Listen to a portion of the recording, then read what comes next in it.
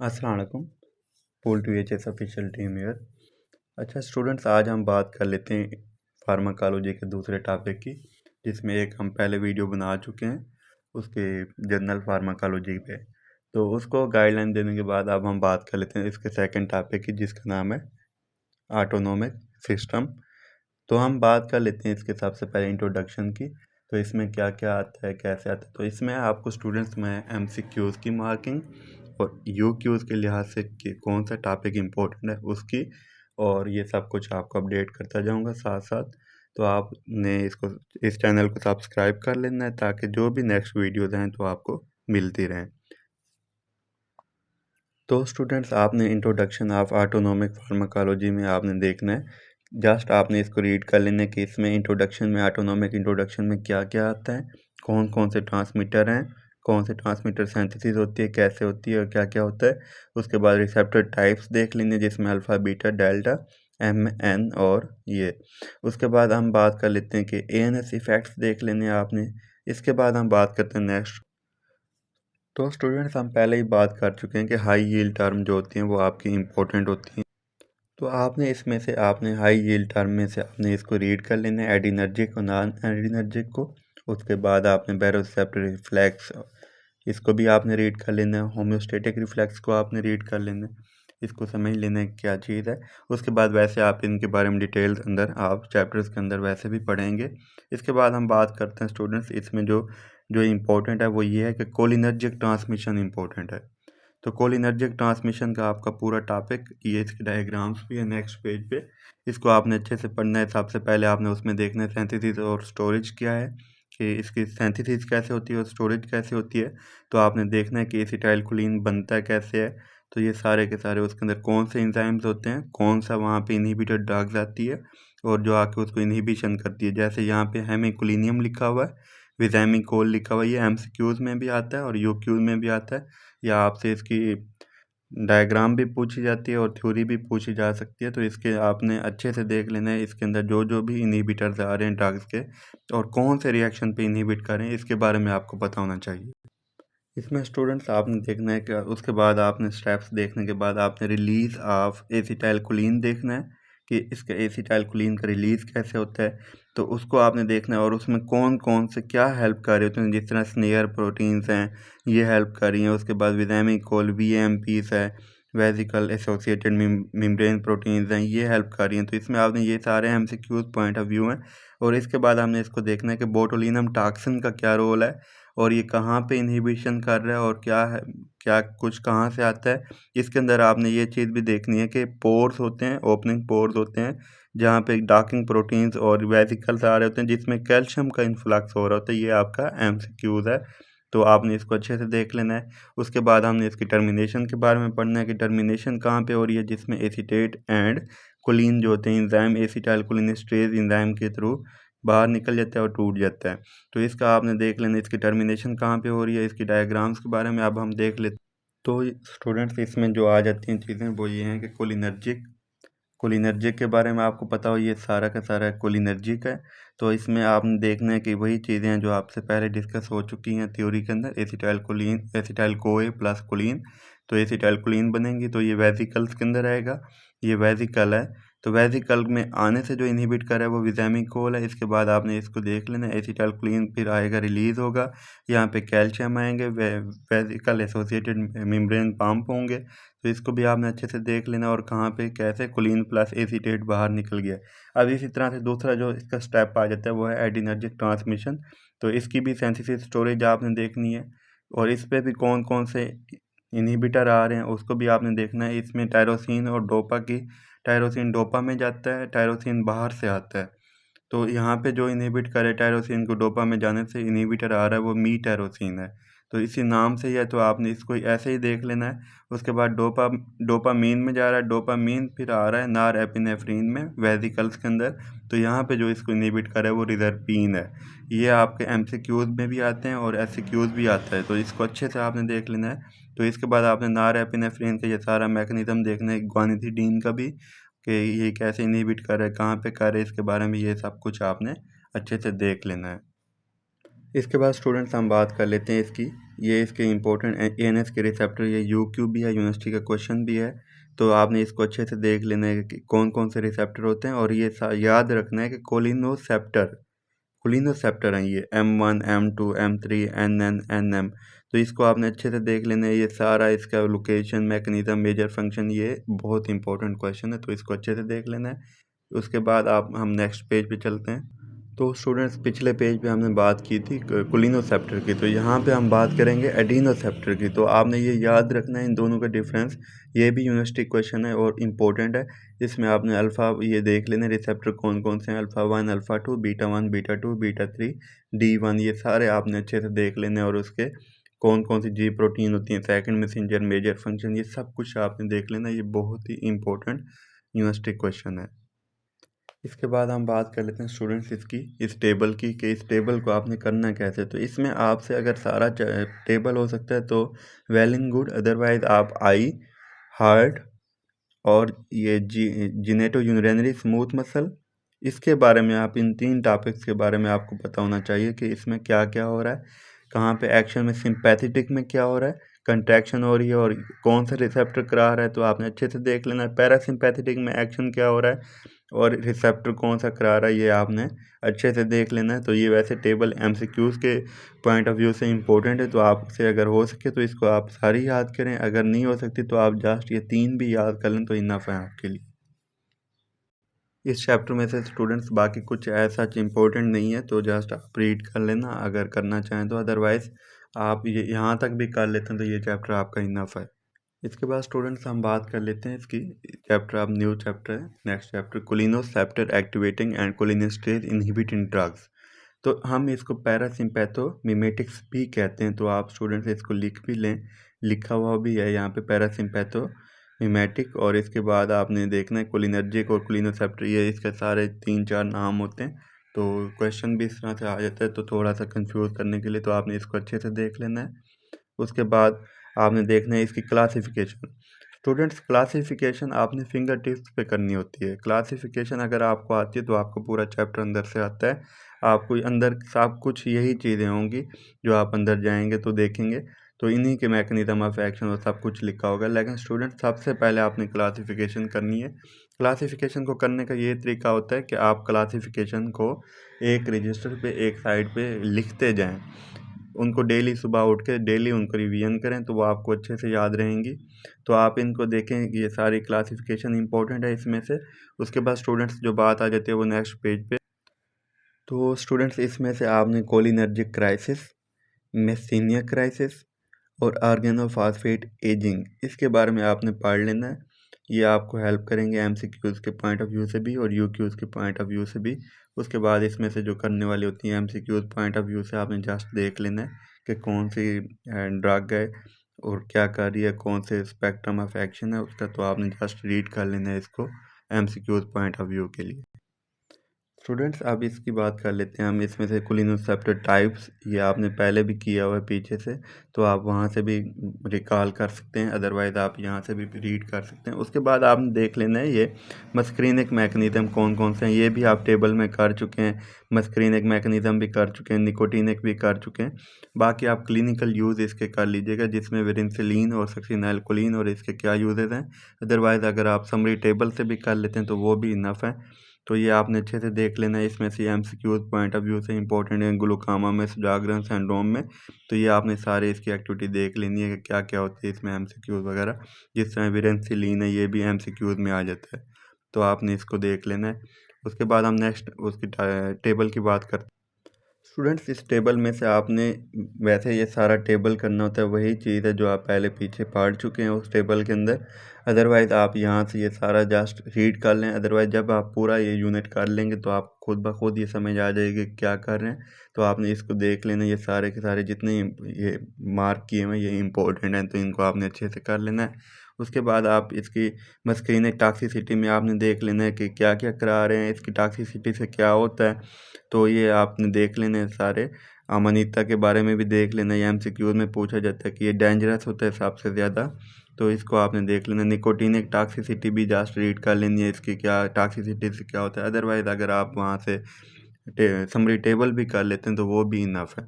इसके बाद हम बात करते हैं इंटरैक्ट एक्टिंग एगोनिस्ट की। तो इंटरैक्ट एक्टिंग एगोनिस्ट में कार्बामेट्स और ऑर्गेनोफॉस्फेट और ये सारे आ जाते हैं। तो इसमें यूनिवर्सिटी क्वेश्चन जो आ जाता है वो है मैकेनिज्म ऑफ एक्शन। क्या आप इंटरैक्ट एक्टिंग एगोनिस्ट के या ऑर्गेनोफॉस्फेट के या कार्बामेट्स के, इनके आप मैकेनिज्म ऑफ एक्शन लिखें।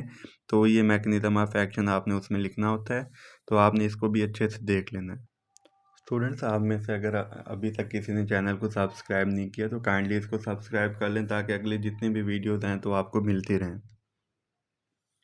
अब हम बात कर लेते हैं इसके नेक्स्ट पोर्शन की, जिसमें इफ़ेक्ट्स वगैरह आ जाते हैं। तो इफ़ेक्ट्स आपने देख लेना, ये एमसीक्यूज में पूछा जाता है आपसे कि कौन सा ऐसा होता है कि नॉट नॉर्मली रिलीज, तो उसमें वेस्कुलर एंडोथेलियल सेल्स में रिलीज नहीं होते कोलिनेस्ट्रेज।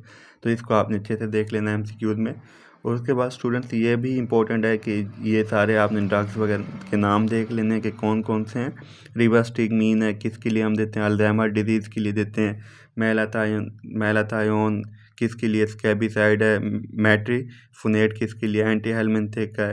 कार्बराइल है, तो ये एग्रीकल्चर में इंसेक्टिसाइड के लिए एमसीक्यूज में पूछा जाता है। उसके बाद हाइड्रोफोनियम का रोल पूछा जाता है। तो इसको भी आपने अच्छे से देख लेना है कि किस में ये आता है, कोलिनर्जिक क्राइसिस में आता है। तो एमसीक्यूज में भी आपसे ये पूछा जाता है, तो इसको भी आपने अच्छे से देख लेना है। उसके बाद टॉक्सिसिटी की बात करें तो टॉक्सिसिटी में आपने एट्रोपिन, ये ऑर्गेनोफॉस्फेट पॉइजनिंग की टॉक्सिसिटी की बात हो रही है स्टूडेंट्स। ये यूनिवर्सिटी का बहुत इंपॉर्टेंट क्वेश्चन है और वाइवा में भी पूछा जाता है, एमसीक्यूज भी इसका पूछा जाता है।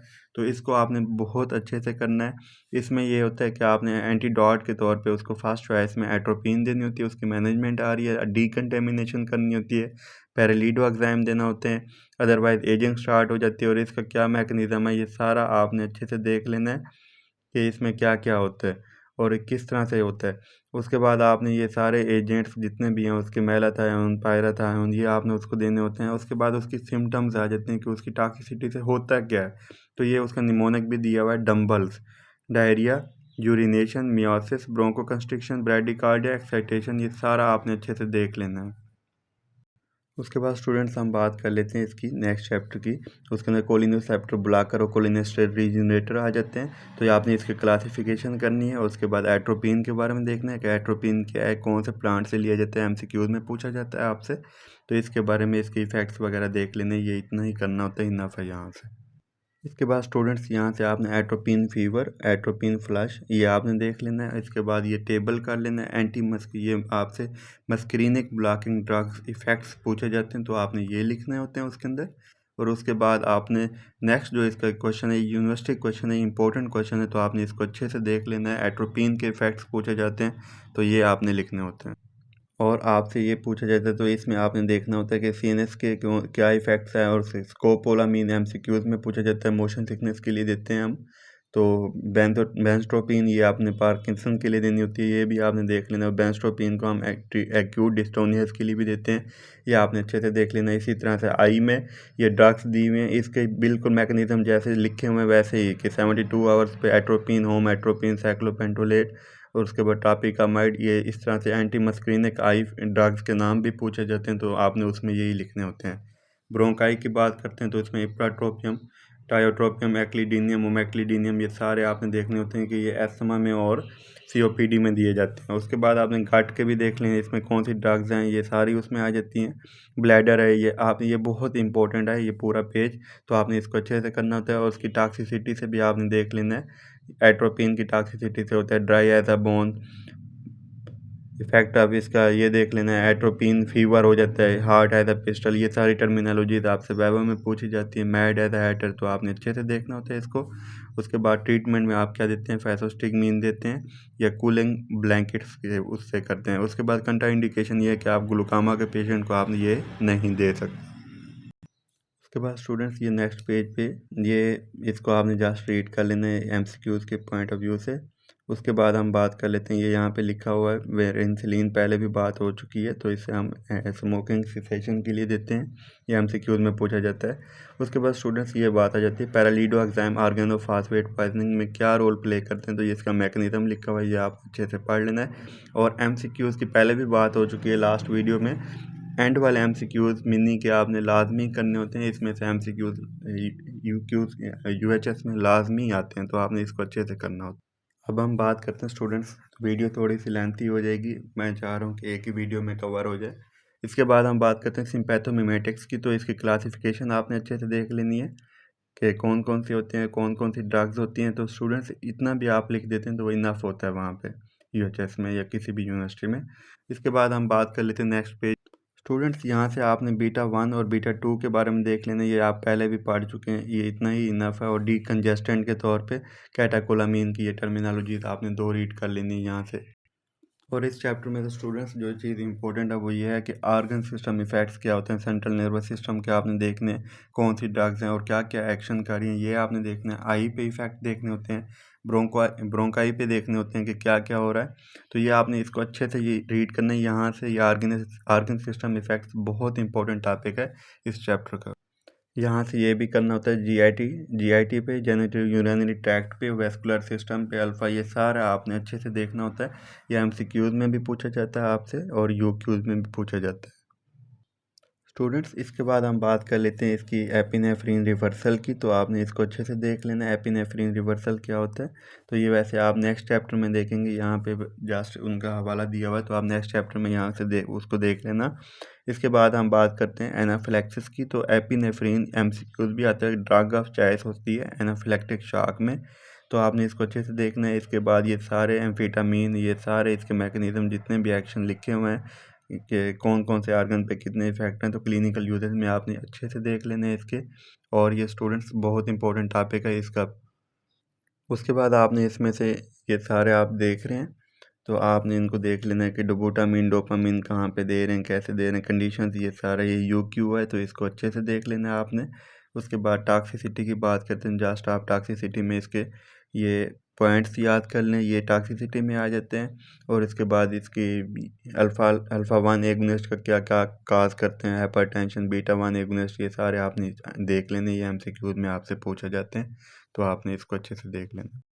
स्टूडेंट्स अब हमारा ये लास्ट चैप्टर है इसका एएनएस का, तो इसके बारे में आपको बता देता हूँ। इसके सबसे पहले आपको पता है क्लासिफिकेशन करनी होती है और इसका मैकेनिज्म ऑफ एक्शन आपने रीड कर लेना है यहाँ से। इसके बाद हम बात करते हैं इस पेज की। तो इसमें आपने ये देखना है कि नॉन सिलेक्टिव ब्लॉकर के इफ़ेक्ट्स क्या हैं, ये देख लेना है आपने। इसमें एपिनेफ्रीन रिवर्सल के बारे में ये यूनिवर्सिटी का क्वेश्चन है। और इसके बाद आपने ये फियोक्रोमोसाइटोमा को रीड कर लेना है यहाँ से। स्टूडेंट्स इसके बाद इसके क्लिनिकल यूजेस की बात करते हैं। तो नॉन सेलेक्टिव ब्लॉकर की क्लिनिकल यूजेस इस तरह से क्वेश्चन आता है आपका कि अल्फ़ा ब्लॉकर जितने भी होते हैं इसके यूजेस लिखें। तो ये स्टूडेंट्स बहुत इंपॉर्टेंट टॉपिक है, यूएचएस का यूनिवर्सिटी क्वेश्चन है। इसमें वो आपसे पूछ लेते हैं कि फियोक्रोमोसाइटोमा के लिए कौन सी ड्रग्स यूज़ की जाती हैं, उनके नाम लिखें। तो ये सारा कुछ आपने लिखना होता है, ये बहुत अच्छे से करना है क्लिनिकल यूजेस, ये इंपॉर्टेंट टॉपिक है इसका। यहाँ से आपने देख लेना है कि सिलेक्टिव अल्फ़ा ब्लॉकर है, उसकी टॉक्सिसिटी आपने अच्छे से देख लेनी है, एमसीक्यूज में आपसे पूछा जाता है। उसके बाद आपने ये देख लेना है कि टाइमोलोल को हम किस लिए दे रहे हैं। यहाँ पे एसिटा ब्यूटोलोल है, एटिनोलोल है, एस्मोलोल है, मेटोप्रोलोल है, इसको हम किस लिए देते हैं, ये जस्ट आपने यहाँ से रीड कर लेना है। और ये आपके एमसीक्यूज पॉइंट ऑफ व्यू से इंपॉर्टेंट है, जो यूक्यूज के पॉइंट ऑफ व्यू से इंपॉर्टेंट था उस चैप्टर में एपिनेफ्रीन रिवर्सल और सिलेक्ट अल्फ़ा ब्लॉकर के यूजेस पूछे जाते हैं, फियोक्रोमोसाइटोमा वाला इंपॉर्टेंट है। इसके बाद स्टूडेंट्स इस चैप्टर में इस लास्ट टॉपिक है, लास्ट चैप्टर है, तो इसकी हम बात करते हैं। तो ये क्लिनिकल यूजेस बहुत इंपॉर्टेंट है बीटा ब्लॉकर के, ये आपने अच्छे से करना है, ये यूनिवर्सिटी क्वेश्चंस भी हैं। और उसके बाद टॉक्सिसिटी बहुत इंपॉर्टेंट है इसकी बीटा ब्लॉकर की, तो इसको आपने भी अच्छे से देख लेना है और करना है इसको।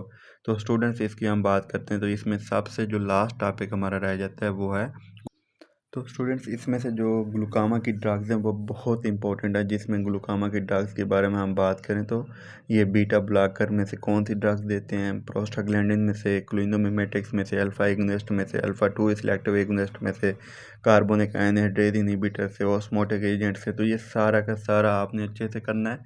इसका वैसे निमोनिक है टैड के नाम से, टैड में आपने देख लेना है कि टाइमोलोल, एप्राक्लोनिडीन और ये वाला जो डोर्सोलामाइड, तो ये आपने अच्छे से देख लेना है। ये टैड जिस तरह लास्ट पे डी है तो ये डिक्रीज़ करते हैं, तो इस तरह से याद रखना है कि ये डिक्रीज सिक्रीशन करते हैं, ये डिक्रीज सिक्रीशन करते हैं, ये डिक्रीज सिक्रीशन, तो इस तरह से बाकी जो भी होंगे वो इंक्रीज़ करेंगे। तो इसको आपने अच्छे से देख लेना है, MCQ लास्ट वाले लाजमी करने होते हैं स्टूडेंट्स। तो आप काइंडली इस चैनल को सब्सक्राइब कर लें ताकि आपको अगली वीडियोज़ की अपडेट्स मिलती रहें। तो थैंक यू सो मच। अल्लाह हाफ़िज़।